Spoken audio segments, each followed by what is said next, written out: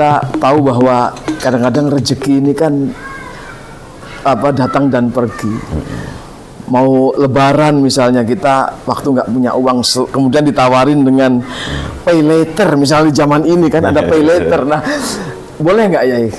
Gimana sih cara melihatnya gitu? Nggak punya uang, kita pinjam dulu, bayarnya nanti setelah lebaran segala macam itu. Segi agama, saya pinjam meminjam itu tidak masalah.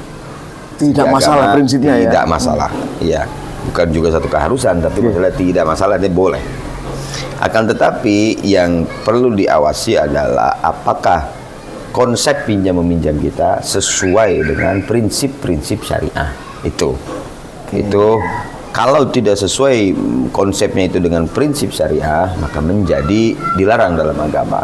Kalau sesuai dengan prinsip syariah, boleh-boleh saja kita meminjam kepada pihak-pihak yang memang sudah diawasi, lembaga-lembaga yang sudah diawasi oleh Otoritas Jasa Keuangan Indonesia dan juga oleh Dewan Syariah Nasional yang dikontrol secara agamanya. Itu konsepnya seperti itu. Besarnya. Tapi kalau dari segi religi kita, boleh saja kita minjam, tapi ukur diri kita. Mengukur pribadi masing-masing. Kira-kira bisa nggak kita bayar tuh?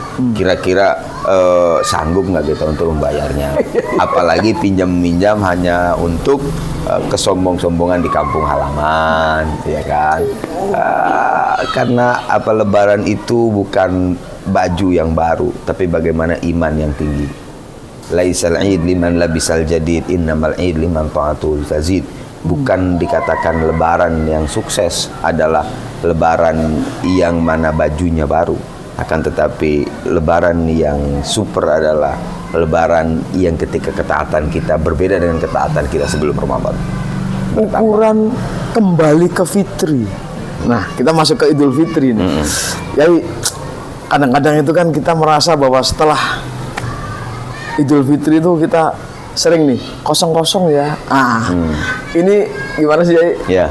Dalam konsep kekinian ya. Ya, Idul Fitri makna awalnya dulu, Idul Fitri adalah id kesucian. Kembali kita ke fitrah, karena fitrahnya manusia itu adalah suci. Walaupun dia dilahirkan dari di luar agama Islam. Aslinya adalah suci. Sebagai dengan pesan Nabi Muhammad, kullu mauludin yuladu alal fitrah. Setiap manusia itu lahir dalam keadaan suci, semuanya. Nah, nanti perjalanan kehidupan lah, roda kehidupan yang berubah masing-masing, ya kan?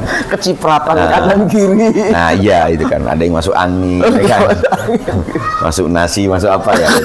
Nah, kita memaknai Lebaran dalam kekinian adalah bahwasanya ketika kita berlebaran, kita cross check kembali, apakah ketaatan kita bertambah?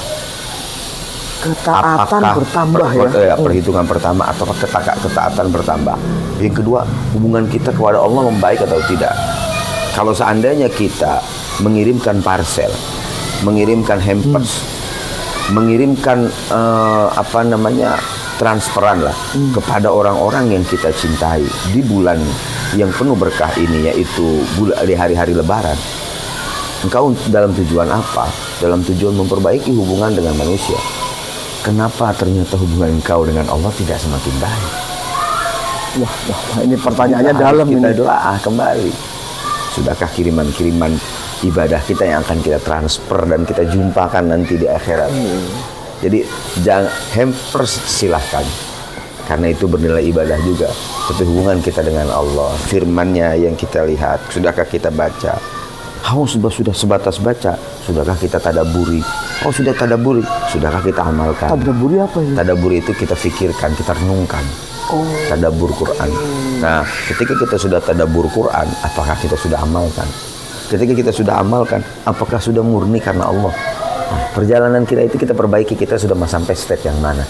Hanya step baca saja, atau step hanya merenungkan saja, atau step sudah mengamalkan, atau step yang lebih tinggi sudah ikhlas. Nah, step-step itu kita cek coba diri kita.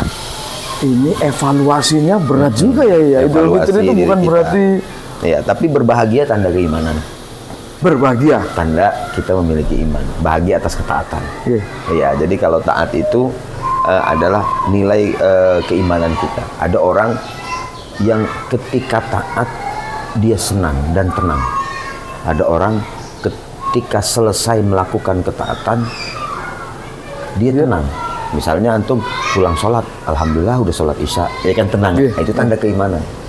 Nah, ada yang tenang sedang sholat, para nabi. Ada yang tenang selesai sholat. Oke, ada yang nggak sholat tenang aja, nah, itu yang parah. Jangan yang terakhir, jangan yang terakhir. Ya.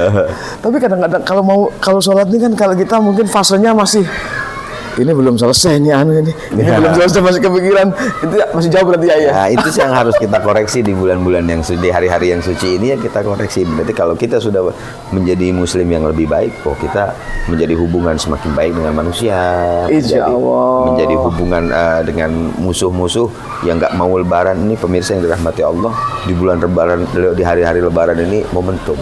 Ada orang biasanya begini, lebaran ke rumahnya yuk, dia nggak pernah ke rumah saya. Nah, itu gimana? Gimana? Akhirnya dia nggak datang.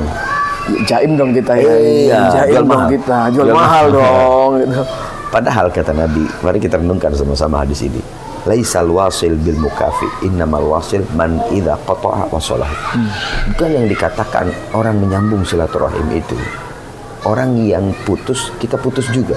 Atau orang yang sudah tersambung, kita sambung juga.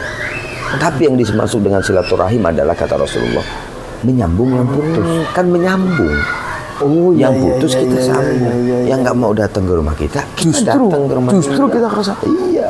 Menarik ini, Ya. menarik ini. Ini pemirsa yang dirahmati Allah, kalau pemirsa itu mendatangi orang yang sudah berhubungan baik dengan kita, itu namanya kita mempererat silaturahim. Mempererat, Bu. Betul.